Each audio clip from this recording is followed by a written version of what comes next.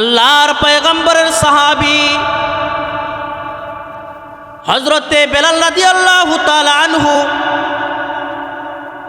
নবী আলাইহিস সালামের ইন্তেকালের পরে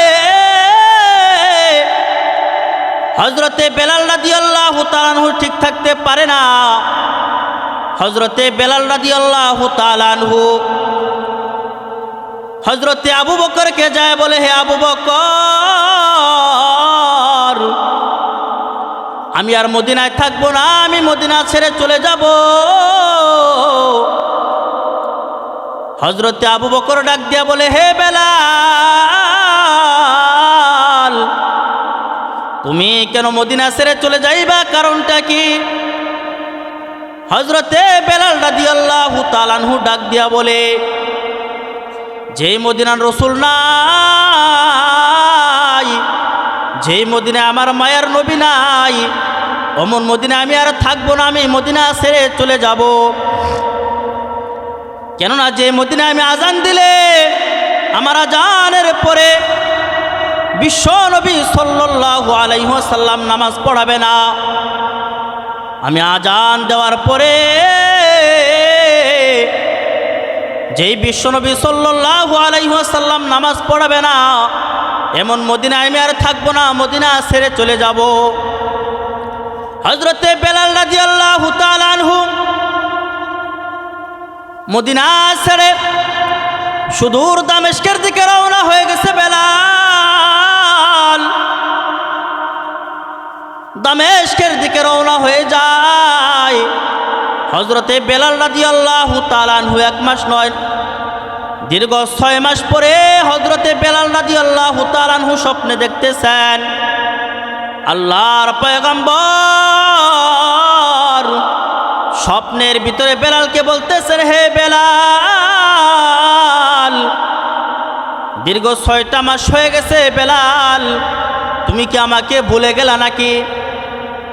তুমি আমার রওজা পাকের মধ্যে আসো না, তুমি আমাকে সালাম দাও না বেলাল, কারণটা কি? তুমি কি আমাকে ভুলে গেলা? হযরতে বেলাল রাদিয়াল্লাহু তাআলা আনহু ঘুম ভেঙে গেছে। ঘুম ভেঙে যাওয়ার পরে হযরতে বেলাল রাদিয়াল্লাহু তাআলা আনহু আবার মদিনার দিকে রওনা হয়ে যায়। যখন হযরতে বেলাল রাদিয়াল্লাহু তাআলা আনহু মদিনার ভিতরে পা রাখছে, বাবাজিরা খুব খেয়াল করে শুনবেন, হযরতে বেলাল রাদিয়াল্লাহু তাআলা আনহু যখন মদিনার ভিতরে পা রাখছে, পা রাখার সঙ্গে সঙ্গে সাহাবায়ে কেরামরা যখন হযরতে বেলালকে দেখছে, আনন্দে তারা উল্লাস শুরু করে দিছে। ছোট ছোট বাচ্চারা পর্যন্ত তারা বাসা বাড়িতে যায় তাদের মাদেরকে বলতেছে, ওগো মা, দীর্ঘ 6 মাস পরে বেলালকে মদিনায় দেখা গেছে, না জানি বিশ্বনবী সাল্লাল্লাহু আলাইহি ওয়াসাল্লাম আবার মদিনায় আসবে। আনন্দ শুরু হয়ে গেছে মদিনার ভিতরে। সাহাবায়ে কেরাম হযরতে বেলাল রাদিয়াল্লাহু তাআলা আনহুর সাথে সাক্ষাৎ করেন। সাহাবায়ে কেরাম বেলালকে জিজ্ঞাসা করতেছেন, হে বেলাল, দীর্ঘ 6টা মাস হয়ে গেছে, আমরা আপনার কণ্ঠে আজান শুনি না, আপনার কণ্ঠে আমরা আজান শুনি না, আজকে আপনি আজান দিবেন, আপনার কণ্ঠে আমরা আজান শুনব আর বিশ্বনবী সাল্লাল্লাহু আলাইহি ওয়াসাল্লামের কথা স্মরণ করব। হযরতে বেলাল বলে, না না,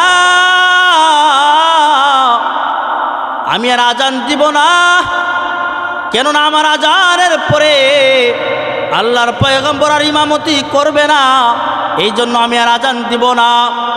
হযরতে সালমান ফারসি রাদিয়াল্লাহু তাআলা আনহু সহ কয়েকজন সাহাবায়ে কেরাম হযরতে হাসান হুসাইনের কাছে গেলেন। যাওয়ার পরে হযরতে হাসান হুসাইনকে বলা হলো, দীর্ঘ 6 মাস পরে বেলাল আসছে,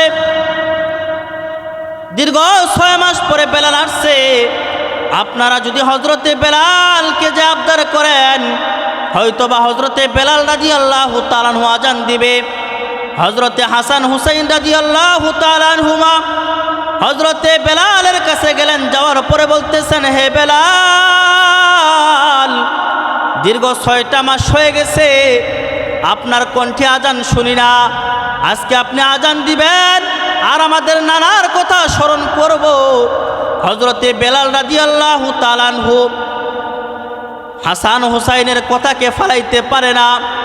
আল্লাহর পয়গম্বরের সাহাবী হযরতে বেলাল রাদিয়াল্লাহু তাআলা আনহু আজান দেওয়া শুরু করে দিছে। আজানের ভিতরে যখন আল্লাহর পয়গম্বরের নাম আসছে, আসার সঙ্গে সঙ্গে হযরতে বেলাল রাদিয়াল্লাহু তাআলা আনহু বেহুশ হয়ে জমিনের ভিতরে পড়ে যায়। হযরতে বেলাল ঠিক থাকতে পারে না।